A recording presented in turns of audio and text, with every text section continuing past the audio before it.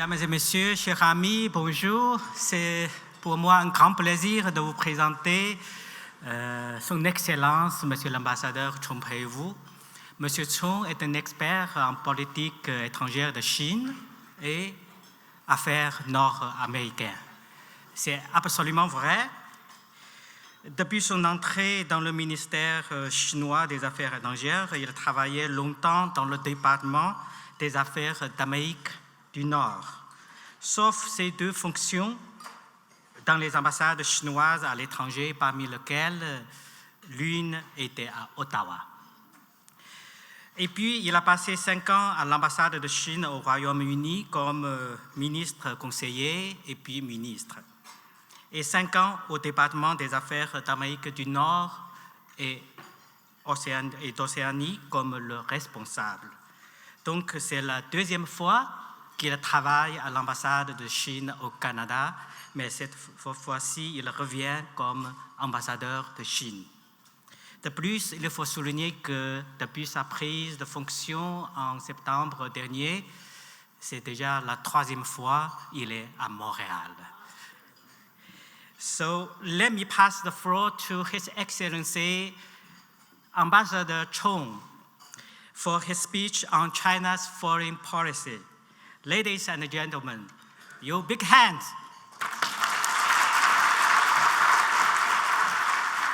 Today, I want to talk about how to understand China. Well, most of the reactions on China's development are recognition and encouragement. Still, there is a hyping up of the China threat theory and the China taking advantage theory. To understand the real China, I do believe that you have to understand the fundamental issues, such as China's system and the path of development.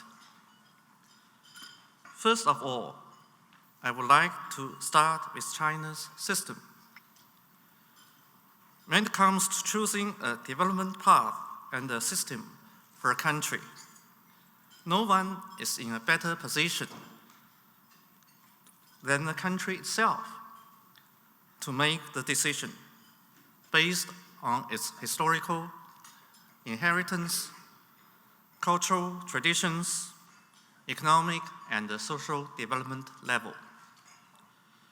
Just as Canada chose the parliamentary and the federal system based on its history, culture, and the national conditions, the socialist system with Chinese characteristics is also the choice of Chinese people and its history.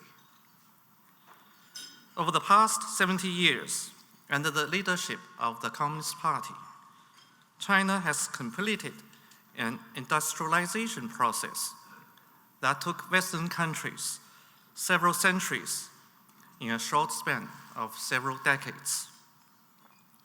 China has become the world's 2nd largest economy and largest trader in goods. Today, the Chinese people feel more fulfilled, happy, and secure than ever before in the history. China has put in place the fundamentals of the world's largest systems for education, social security, medical services, and primary level democracy. Their average life expectancy has risen from 35 years at the year that Republic was just founded to the current 77 years. Next year, absolute poverty will be eliminated in China for the first time in history. As proven by practices, the system of socialism with Chinese characteristics and China's system of governance have strong vitality and strength. It has provided a reliable guarantee for China's political stability, economic development, cultural prosperity, ethnic solidarity, people's happiness, social stability, and national unity. Secondly, what's the relation between China and the world? China has taken a historical responsibility to pursue happiness for its people, rejuvenation for its nation, and for the common good of the world. Over the past 7 decades, while working hard to realize their own development, the Chinese people have contributed to world peace and added momentum to the common development of all countries. China injects positive energy into world peace and security. China has been committed to the path of peaceful development. We have never started a war or taken an inch of territory from others' land. As President Xi Jinping has pointed out on many occasions, China will never seek hegemony, expansion, or sphere of influence, no matter how the international landscape evolves and how much development China achieves. Last year, China enshrined the content of adherence to the path of peaceful development into its constitution, the only country to do so up to now. China has put forward important visions, such as building a community with a shared future for mankind and building a new international order. China firmly safeguards the UN-centered international order and is the second largest funding contributor to the United Nations regular budget and the United Nations peacekeeping assessment. We always pay our contribution in full and on time. By the end of 2018, China had dispatched a total of 39,000 military personnel to 24 UN peacekeeping missions, ranking the top among the 5 permanent members of the UN Security Council. China has been the engine of the world economy. According to IMF, China contributed as much as 34% to global GDP growth between the year of 2008 and 2008. Now China has a population of 1.4 billion, a workforce of 900 million, and a talent pool of 170 million with higher education or professional skills, as well as the world's largest middle-income population of 400 million. Improving people's lives and upgrading consumption will further unlock the huge demand in the Chinese market. It is estimated that in the next 15 years, China will import $30 trillion of goods and $10 trillion of services. So that's a huge opportunity for the outside world. China has contributed wisdom and strength to the settlement of global issues. And under the Belt and Road Initiative, China has signed cooperation documents with 167 countries and international organizations, so making the BRI the world's most popular public goods and the largest platform for cooperation.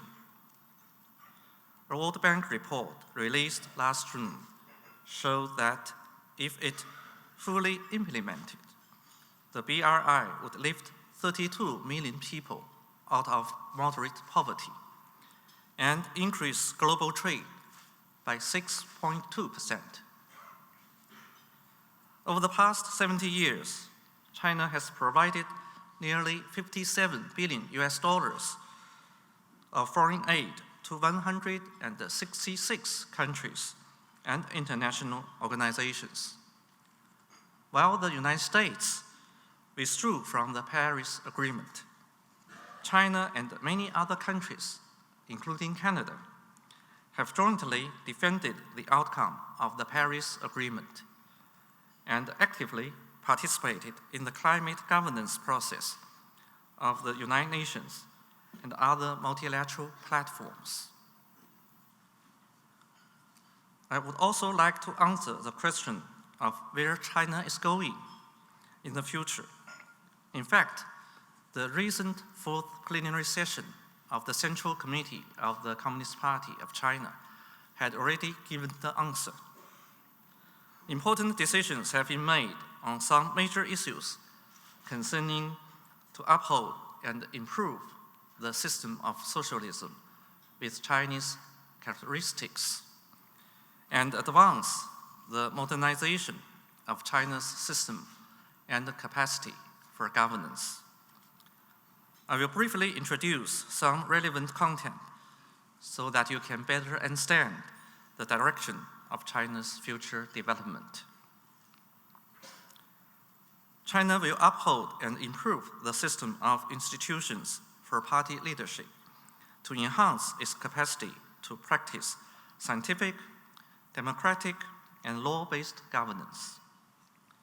We will improve the system of comprehensively governing the party with strict discipline and ensure the role of the party in exercising overall leadership and coordination and coordinating overall initiatives, so to provide the institutional guarantee for further reform and opening up. We will ensure that people participate in accordance with law and in various ways and forms in the management of state affairs and run the country according to China's democracy. China will uphold and improve the system of institutions through which the people run the country and the developing socialist democracy. In the process of drafting the decisions during the plenary session, the CPC extensively solicited opinions and suggestions from within and outside the party, various departments of different regions, including non-communist parties, personalities without party affiliation, on such issues as topics of the plenary session and the draft of the decision. So that was before the plenary session took place. A total of 1,948 amendments had been made by all parties. This fully demonstrates the socialist democracy.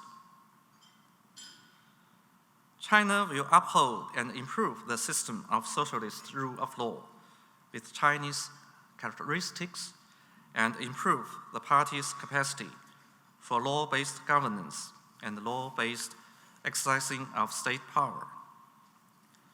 China has established a socialist system of laws with 274 laws in force, more than 750 administrative laws and regulations, and more than 12,000 local laws and regulations. We will pursue coordinated progress in law-based governance, law-based exercise of state power, and law-based government administration.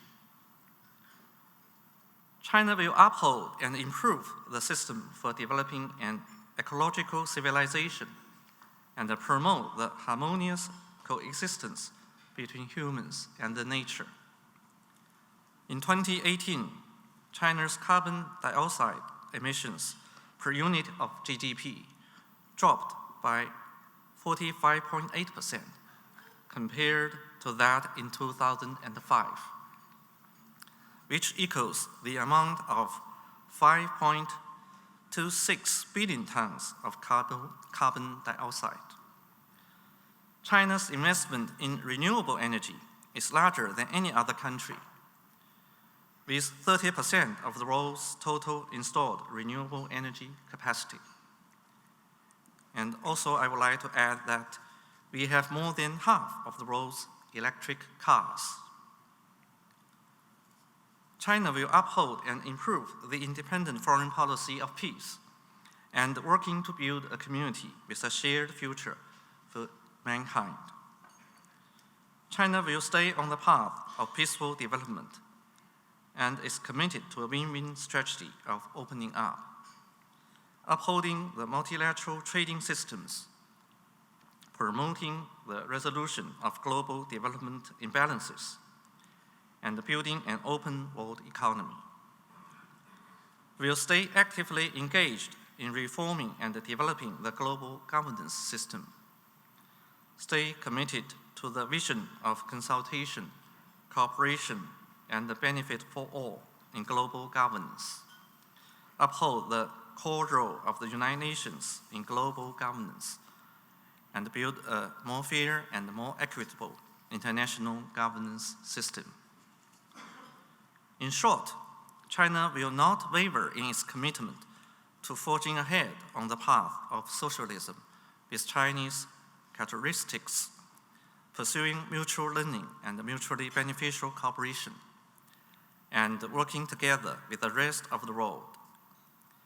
In the future, the door of China's opening up will only open wider and wider, and that will bring more progress and prosperity to itself and the rest of the international community. Ladies and gentlemen, dear friends, there's one very important experience in China's development over the past years. That is, to achieve development, social stability must be maintained.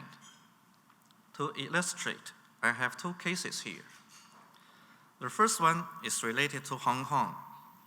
Since its return to the motherland in 1997, Hong Kong has maintained social stability and scored significant progress in various fields. However, over the past 5 months, violent criminal activities have severely trampled on the rule of law and the social order in Hong Kong, undermined stability and prosperity in Hong Kong, and challenged the bottom line of one country, two systems principle, which has led to the first annual economic decline since 2009. If violence continues to escalate, how can the safety of the people living in Hong Kong, including the 300,000 Canadians, be protected? And how can business in Hong Kong operate normally? As I understand, Canada also has a lot of enterprises operating in Hong Kong. Therefore, ending violence and restoring order is the most pressing task currently. Only by doing so can Hong Kong return to stability and prosperity. This is not only in the interest of Hong Kong's citizens, but also in the interest of all relative parties, including Canada. The second one is about Xinjiang. From 1990 to 2016, thousands of violent terrorist incidents happened in that region, causing heavy casualties and property losses. The Xinjiang government has taken a series of preventive measures to combat terrorism and extremism. They established vocational education and training centers to help those who are brainwashed by violent and terrorist ideologies to get rid of extreme ideas and improve their vocational skills. No violent terrorist incident happened for the past 3 years in Xinjiang, and that's not only serves the stability and the prosperity in Xinjiang, but also an important contribution to the global counterterrorism cause. Meanwhile, the Chinese government protects its citizens' freedom of religious belief in accordance with law. Nearly 200 million people hold different kinds of religious belief in China, and more than 20 million of them are Muslims. In Xinjiang, it has 24,400 mosques, which means, on average, 530 Muslims share one mosque. That's a higher rate than a lot of Muslim countries. So I would like to tell you that what we have done in Xinjiang actually is gaining international recognition. Recently, more than 60 countries addressed the UN General Assembly in support of China's Xinjiang policy, among which more than 30 are Islamic countries. Xinjiang and Hong Kong affairs are purely China's internal affairs. However, the United States and some other Western countries repeatedly smear Xinjiang government's counterterrorism and de-radicalization measures and the one country, two systems principle, under the pretext of human rights and freedom. It grossly interferes in China's domestic affairs and seriously violates international law and the basic norms governing international relations. The Chinese government and people are determined in safeguarding our nation's sovereignty, security, and the development interests. The attempts to contain China with Xinjiang and Hong Kong issues are doomed to fail. Ladies and gentlemen, dear friends, although China and Canada are separated by the Pacific Ocean, our two peoples have always had friendly feelings for each other. Since the establishment of diplomatic relations in 1970, China-Canada relations have generally maintained a good momentum. That is in line with the common interests of our two peoples. The current China-Canada relations, however, are confronted with difficulties due to the reason known to all. We are saddened by this unfortunate situation, but China shall not be the one to blame. We urge the Canadian side to abide by the principle of equality and mutual respect and take necessary measures to solve the current problem and create conditions that is conducive for the relationship to go back to the right track. Since I arrived in Ottawa 2 months ago, I have visited several cities, and that's my expectation, to reach out to the general public of people here. I just went back to Ottawa from Winnipeg yesterday. Winnipeg, not Winterpeg. So not so many snow, in the city. But I really enjoy, talking to the people from all walks of life and listening to what they have to say regarding China and China-Canada relations. I'm impressed by their keen interest in China and their enthusiasm to promote cooperation with China. This is my third visit to Montreal in the past 2 months. Montreal is a beautiful city, a city of dynamism and innovation. Montreal also traditionally has friendly relations with China and are very active in conducting cooperation with China. So with all of you present here, I'm confident about the future of our bilateral relationship. And I know that we will continue to care for and support our bilateral ties, and it's highly appreciated. Thank you so much.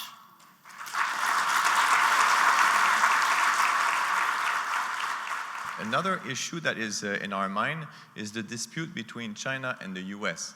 How do you think and when do you think it will be resolved? Thank you.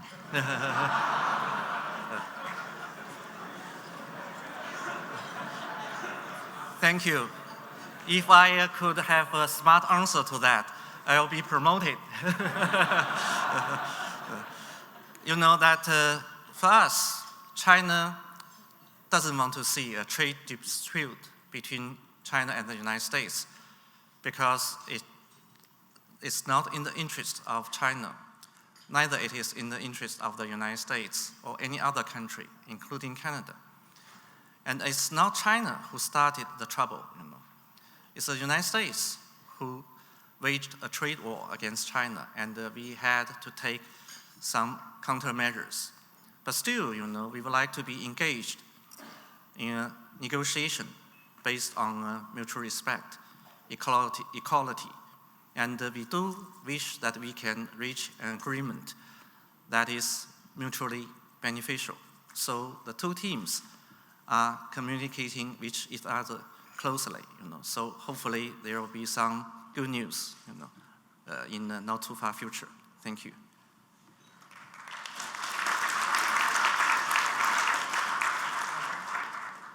Thank you, Mr. Ambassador. You actually mentioned, it's good that you mentioned about what China is really doing concerning the Muslim minority in China, because we're receiving here many contradictory information about this. One of the, let's say, information we're receiving that part of this training program is forcing Muslims, let's say, to eat pork. So is that true? Is it fake news? Or just you can elaborate about the nature of these training programs? Thank you. Thank you. I think that the incident, you know, you mentioned, it's fake news. So there's nothing like a concentration camp, and there's nothing like the rights, you know, of those trainees in the training centers being deprived.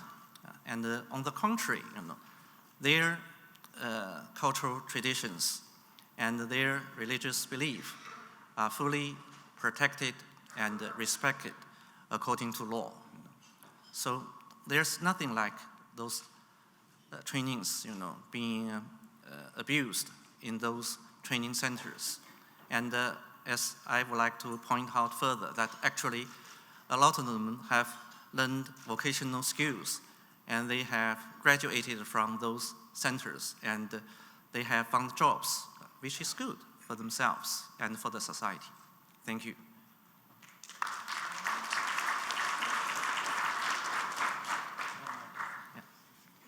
Une dernière question à droite. Bonjour, Monsieur Cong. We have worked together in Beijing when I was ambassador to Canada. As you can see from the audience today, there is lots of interest for China. I see around the room many people who have worked many years, decades, to try to improve relations. And I must say that, of course, the situation that we are going through since December last year has had a huge impact on the views of the Canadian population. And my question is, you will recall that we have had similar problems like this in the past, and I recall that at the insistence of the Chinese government, we agreed to create a committee that is called the National Security and Rule of Law Dialogue to handle those high-level consular cases. Now we are in a situation where China has a high-profile consular case. Canada has a couple of high-profile consular cases. Can you explain to me why we cannot use this committee to resolve this issue? Thank you, and it's so nice to see you again, you know, Ambassador. It's been more than 3 years that we haven't met each other, you know. And I'm also glad to learn that you are here in Montreal, you know, so yeah. I think that for China and Canada, as I mentioned during my speech, you know, actually the Chinese people have very good feelings to the Canadian people, and we value this relationship very much.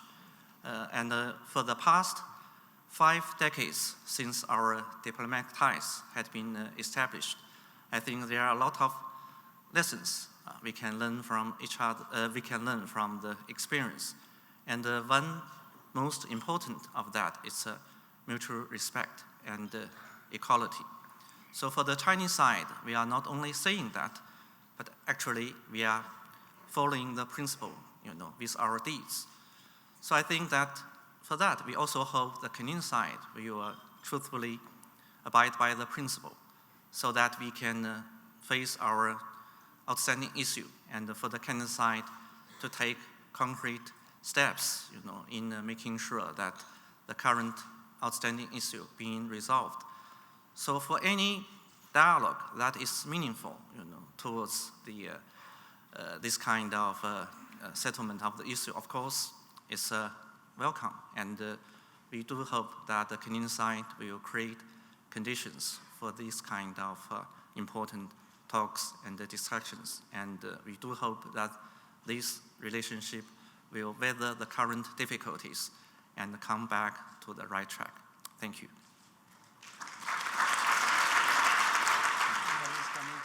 It's a real privilege to have the opportunity to thank His Excellency Ambassador Cong for his remarks before the Montreal Council of Foreign Relations, COREM. For over a decade, SNC-Lavalin and its nuclear division have thought that the future was very bright to be working with Chinese firms in China and around the world, the United Kingdom, Argentina, Romania, and in China. To this day, that excitement and spirit has not gone away. It has only intensified. On Monday, SNC-Lavalin announced its CanDo Energy subsidiary had been awarded a contract by China National Nuclear for pre-project work on advanced heavy water nuclear reactor development in China. China National Nuclear is promoting the construction of 2 heavy water plants in China for hopefully 2021, 2022. So we will see. But SNC-Lavalin is proud to continue the 3 almost 4-year decade-long CanDo legacy in China. Our long-standing, prosperous partnership and shared interest in advancing safety and advanced engineering designs will hopefully contribute to overall project success, but also support beneficial, clean, low-carbon electricity in China, and also hopefully help China and Canada achieve its long-term sustainable energy objectives directly and indirectly. The journey's not over. There will be highs and lows, there will be victories, there'll be defeats, 1 step forward, 1 step back. But in the tradition of the Atomic Energy of Canada Limited, SNC-Lavalin in Canada, we've continued talking and working with our Chinese counterparts to work our way through issues, to keep the prospects and the ideas alive. We need to continue talking with each other at the government-to-government level and to get back to a more collaborative, cooperative, and productive relationships to where it should be as soon as possible, and we're totally aligned, Ambassador, very much on that. A strong Canada-China relationship is in the interests of both countries, with the diplomacy of mutual respect, as you have outlined, Ambassador, thank you again, and open dialogue. Ambassador, we have listened very carefully to what you have said today and your speech on China's development. We thank you for participating with us today and for your informative and well-considered remarks. And thanks for taking some tough questions from a very informed audience as well. Ambassador, your understanding of Canada, as well as your recent appointment and presence here in Canada, is very reassuring as a positive signal for all of us here in this room, and I believe across the country. All leaders, whether in business, in government, non-government organizations, should be encouraged to focus on building a more constructive Canada-China relationship. We must stay connected, and we must reinforce those connections. And so with that, therefore, on behalf of the Montreal Council of Foreign Relations and all of us here today, we look forward, if I may, Pierre, we look forward to welcoming you back, Ambassador, before this tribune in the very near future, hopefully to very good news. And it is my pleasure right now to offer a very small token as a gift of our appreciation. Thank you very much again.